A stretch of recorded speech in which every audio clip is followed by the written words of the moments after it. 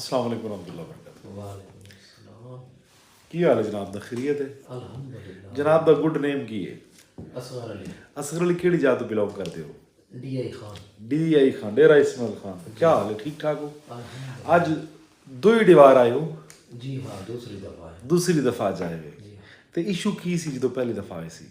ये बाजू जेड़ा है ना, ये एक्सीडेंट थी आई ते ये जाम थी गया। अच्छा, ये बिल्कुल ये था ही नहीं बात। यानी हुण मैं देखदा पिया, जी हाँ। यानी बिल्कुल एक जगह ते स्टिल हो गया ही। जी हाँ, ये था ही होता है बाइस तो करूँ तो नहीं जाऊंगा। अच्छा। दर्द करेंगी ये जगह। अच्छा, ते अज दूजी बारी आए हो? जी हाँ। बहुत लंबा सफर है। जी बस सीहत करता सफ़र कोई भी लंबा को नहीं।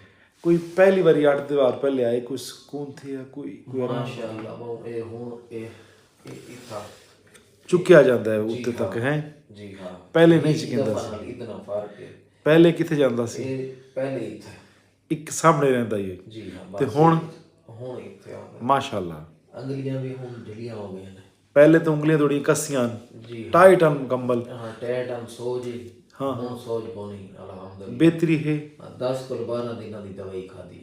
10-12 दिन की दवाई खा के तो कुछ ईजी हो गया वे, कुछ बहुत सुकून थी गया है। अल्लाह का शुक्र है। ते साढ़े को कैं भेजा है? ये सारे एक दोस्त है डॉक्टर अनवार बलोच। जी हाँ। ये उन्हें मेरे को तस्वीर दी थी एक बारी। हाँ। जिंदे उत्ते फोटो दे उत्ते नंबर दिते ने, एक जेलम दा एक लाहौर दा। अच्छा, उन्हें आके भाई इन्हां नाल राब्ता कर, इंशाअल्लाह भाई सेट थी वैसे ही हुण तो सानू एक मैं मशवरा देना कि डॉक्टर अनवार बलोच साहब का इतना ही शुक्रिया अदा करो। मैं तो उनका शागिर्द भी हाँ ते हर वेले शुक्रगुजार हाँ डॉक्टर साहब होने दा। अल्लाह पाक उन्होंने तंदुरुस्ती देवे, आमीन सुमा कोई चंगा मशवरा कोई तुहानू दे देवे दौरे हाज़र दे विच जी हाँ। ते ओदी बहुत वड्डी नेकी है। ये बड़ी वड्डी गनीमत है, अल्लाह सोने की तरफों ही समझो तोहफा है। साढ़े ये अमले ते साढ़े इस क्लिनिक ते जनाब मुतमिन थी है। माशाअल्लाह सब कुछ ज़्यादा तुझे ना अल्लाह तुहानू तंदुरुस्ती देवे, सेहत वाली हर जिंदगी। मुसलमान दे नाल। ਉਹ ਅਸਗਰ ਸਾਹਿਬ ਇਹ ਹੁੰਦਾ ਕਿ ਜਦੋਂ ਕਿਸੇ ਵੀ ਮਰੀਜ਼ ਦੀ ਗੱਲ ਤਸਕੀਨ ਨਾਲ ਸੁਣ ਲਈ ਜਾਵੇ ਨਾ, हाँ अद्धा तो मर्द हुंदी लगी रहती। ਤੇ ਇੱਕ ਨੇਚਰ ਹੈ। ਮੈਨੂੰ ਪਿੱਛੇ ਆ ਦਿਨ ਬਾਹਰ ਕਿ ਤੁਸੀਂ ਟਾਈਮ ਬਹੁਤ ਦਿੰਦੇ ਹੋ। जी हाँ। ਮੇਰੇ ਰਿਸੈਪਸ਼ਨ ਵਾਲੇ ਮੇਰਾ ਅਮਲਾ ਕਹਿੰਦੇ ਕਿ ਟਾਈਮ ਬਹੁਤ ਦਿੰਦੇ ਹੋ, ਮਰੀਜ਼ ਵੀ ਨਾਰਾਜ਼ ਹੁੰਦੇ ਹਨ। ਲੇਕਿਨ ਜਿਹੜਾ ਮਰੀਜ਼ ਇੰਨੀ ਦੂਰੋਂ ਸਫ਼ਰ ਕਰਕੇ 8-10 ਘੰਟੇ ਦਾ ਸਫ਼ਰ ਕਰਕੇ ਆਇਆ ਹੈ बिल्कुल ਤੇ ਉਹਦੀ ਗੱਲ ਸੁਣਨੀ ਤਾਂ ਫਰਜ਼ੀ ਆਈ ਨਹੀਂ ਨਾ। बिल्कुल तवज्जो तुम्हारा हक बनता है जो को तवज्जो दो। ਦੇ ਦੇਦੇ ਪੈਸਾ ਹੀ अल्हम्दुलिल्लाह ਬਹੁਤ ਖਿਦਮਤ ਕਰਦੇ ਵਧੇ ਹੈ।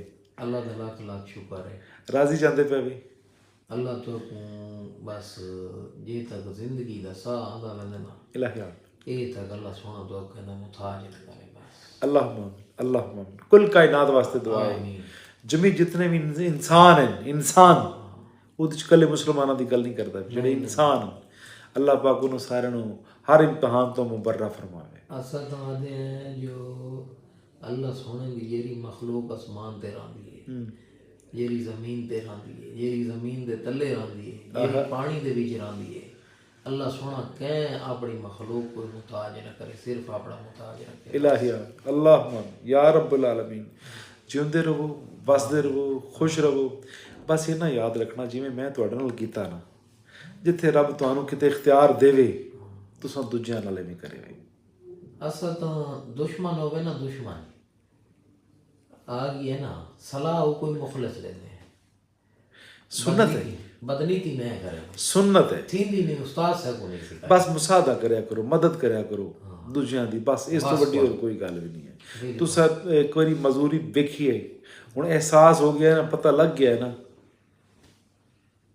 बड़ी बड़ी नेमत है, बड़ी बड़ी नेमत है। ਸਭ ਤੋਂ ਵੱਡੀ ਨੇਮਤ ਤੰਦਰੁਸਤੀ ਹੈ।